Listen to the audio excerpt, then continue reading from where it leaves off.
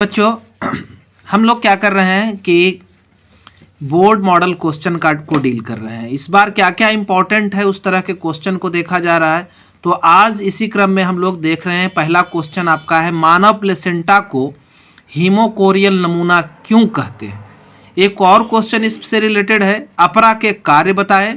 और एक और क्वेश्चन है इससे रिलेटेड कि प्लेसेंटा को या अपरा को अंतःस्रावी ग्रंथि क्यों कहते हैं, या अपरा से निकलने वाले हार्मोन के नाम को आप बताएं और उसके कार्य को भी बताएं। तो सबसे पहला हम देखते हैं क्या, तो मानव प्लेसेंटा को हीमोकोरियल नमूना क्यों कहते हैं। हमारे चैनल को सब्सक्राइब करेंगे, हमारे वीडियो पसंद आए लाइक बटन जरूर दबाएंगे, धन्यवाद।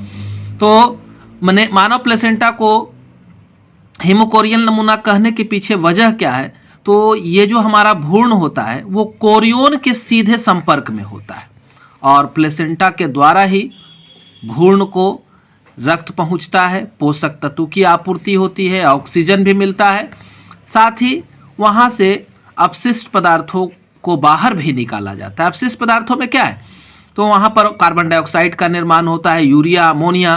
तो ये सबको मानव माँ के रक्त में मुक्त कर दिया जाता है ना। माँ के रक्त में किडनी जो है उसको फिल्टर करके शरीर से बाहर निकालेगा। तो मातृत्व रक्त मानव प्लेसेंटा के कोरियोन उपकला मातृकला में जिसको मातृ रक्त में क्या होता है, नहाया हुआ होता है। साथ में ये अपरा भ्रूण के चारों तरफ एक मोटी झिल्ली का निर्माण करती है जिससे भ्रूण की सुरक्षा भी होती है। ये हमारा अपरा मानव के भ्रूण को क्या करता है, माँ के शरीर से जोड़ने का भी काम करता है। तो इसीलिए इसे हीमोकोरियल नमूना कहते हैं। पूरी तरह से रक्त में ये नहाया हुआ है। ठीक है, क्वेश्चन क्लियर। तो अब आगे चलते हैं, हम अपरा के कार्य को देखते हैं। इससे पहले हम लोग देख लेते हैं कि अपरा को अंतःस्रावी ग्रंथि क्यों कहते हैं। तो अपरा पोषण के साथ साथ गंदे पदार्थों के उत्सर्जन के साथ साथ क्या करता है, तो कुछ हार्मोन का भी स्राव करता है। इसी वजह से इसको अंतःस्रावी ग्रंथि कहा जाता है। इस हार्मोन में नाम क्या क्या है, HCG का है, इसका पूरा नाम है ह्यूमन कोरियोनिक गोनाडोट्रोपिन हार्मोन, है ना।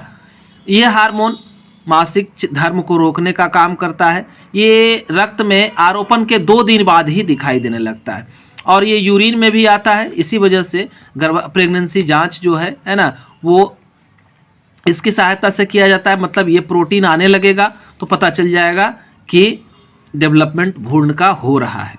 आगे हम लोग बढ़ते हैं दूसरे हार्मोन की ओर। HPL है ना, ह्यूमन प्लेसेंटल लैक्टोजेन है, तो इसका स्राव होता है। इसके अलावा क्या है, प्रोजेस्टेरॉन हार्मोन का स्राव होता है, तो ये भी भ्रूण के आरोपण में मदद करता है। और क्या है, तो एक हार्मोन जो है अंतिम अवस्था में स्रावित होता है जिसको क्या कहते हैं, रिलैक्सिन कहते हैं, है ना। ये चाइल्ड बर्थ में आसानी करता है, वहाँ के मांसपेशियों को फैलाने का काम करता है। अब आगे चलते हैं, पूरा देख लेते हैं हम क्वेश्चन अपरा के कार्य को। तो अपरा के कार्य में आप हार्मोन स्राव को भी लिखेंगे, साथ में अपरा में ये बताएंगे कि अपरा सबसे पहले तो माँ के खून से भ्रूण को पोषक तत्व पहुँचाने का काम करता है ना। और भ्रूण के अंदर बन रहे गंदे पदार्थों को शरीर से बाहर निकाल करके माँ के रक्त में पहुँचाता है। और साथ में कह सकते हैं कि माँ व बच्चों के बीच में ऑक्सीजन और कार्बन डाइऑक्साइड का आदान प्रदान करने में मदद करता है ना। अपशिष्ट पदार्थों का निष्कासन करता है।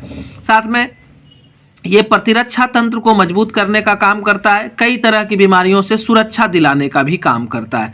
तो ये आपका 3 क्वेश्चन है ना, एक छोटे से वीडियो में कंप्लीट हुआ। वीडियो को लाइक जरूर करेंगे, धन्यवाद। हमारे चैनल से जुड़े रहेंगे।